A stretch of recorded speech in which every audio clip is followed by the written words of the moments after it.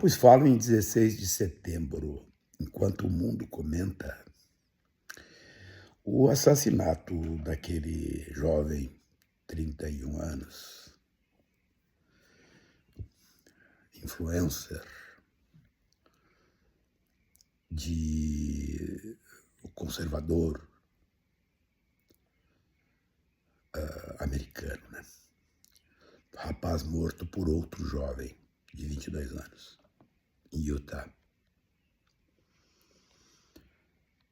Os debates que se estabelecem sobre a morte deste ser humano, eles precisam ser levados muito a sério. Este episódio, pela gravidade com que tem, ele revela o tamanho da enrascada em que a civilização atual está metida. Isso não é um problema só de violência política. Se fosse, já seria um problema grandioso. Nós temos uma discussão ético-moral que sustenta este embate gigantesco que está acontecendo. A naturalização da violência como modo de fazer a tal de política tem como subproduto uma alteração cultural.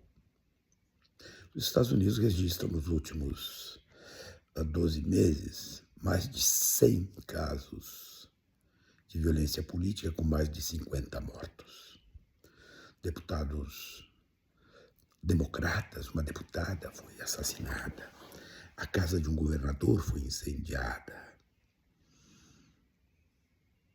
E o caso mais visível agora, pela maneira, pela forma como foi registrado o assassinato, pelo tamanho político do morto, dão uma visão completa sobre esse negócio. O próprio governador do Utah, republicano, diga-se de passagem, faz esta advertência. Isto é uma virada de página, só que ele diz, não sei se para melhor ou se para pior. A desconstrução cultural de determinados valores, aqueles que admitem a divergência no mundo da discussão de interesses, tem efeitos que vêm sendo tratados e construídos e debatidos já há algum tempo. Vejam, por exemplo, os Estados Unidos é um país, historicamente, que convive com a violência política. Dos seus ex-presidentes, 4 foram assassinados. E aí nós podemos passar por outros. Martin Luther King, Robert Kennedy, entre tantos outros. Os Estados Unidos têm esta característica. Agora, toda vez que essas coisas aconteciam, toda vez que a violência política acontecia, os presidentes vinham e tentavam, a partir da sua condição institucional de presidência da República, fazer mediações, calma, o chamado passar, botar panos quentes, acalmar. Trump faz exatamente o contrário. Exatamente o contrário. Quase que imediatamente após a notícia da morte, ele diz, foi a esquerda. O vice-presidente vai e diz, vamos fazer a retorção, vamos nos vingar, entre outras coisas, né? Dito desse jeito, o vice-presidente. Ou seja, tem uma mudança violenta no modo de tratar essas questões, que legitima a violência política, a eliminação do outro como forma de desconstrução do sistema institucional que está posto e tentativa de construção de um outro sistema, que, do meu ponto de vista, é um sistema totalitário. Isso se espalha pelo mundo. Isso não é uma questão dos Estados Unidos. Vejam, Quando se normaliza a violência, quando se normaliza a eliminação do outro, e isto a partir de um aparato de redes sociais que transforma essas notícias em coisas difusas, incontroláveis, onde o ódio caça cliques aos milhões, o ódio, a violência. O propósito disso é desconstruir a institucionalidade, torná-la sem credibilidade.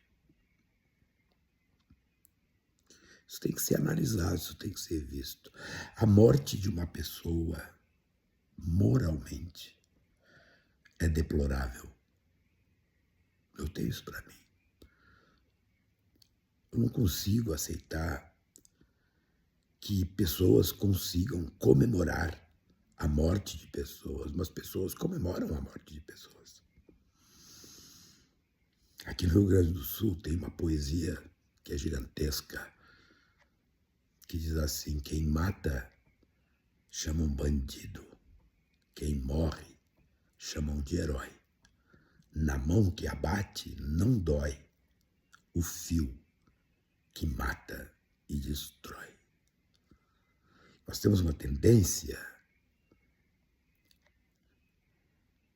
de, por um lado, deificar a morte. Morreu, pobre do ser humano, morreu, isto mudou. Veja o que está acontecendo com a morte desse Charles Kirk, morto por um rapaz de 22 anos, com um tiro de fuzil dentro de uma universidade. Esse movimento de extrema-direita, por exemplo, ataca o que exatamente? O voto, fundamento da democracia. A eleição, Trump nunca reconheceu que Biden ganhou as eleições, Bolsonaro nunca reconheceu que Lula ganhou as eleições.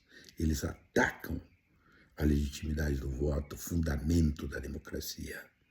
Eles atacam as universidades, fundamento da sociedade civil organizada. Eles atacam as escolas. Ou seja, a institucionalidade ela é atacada como uma forma de desconstrução da institucionalidade. Isso produz o quê? Uma descrença tão generalizada, tão grande, tão enorme, tão difusa, que o que está em risco é a democracia, como a conhecemos. E isso está acontecendo no Brasil.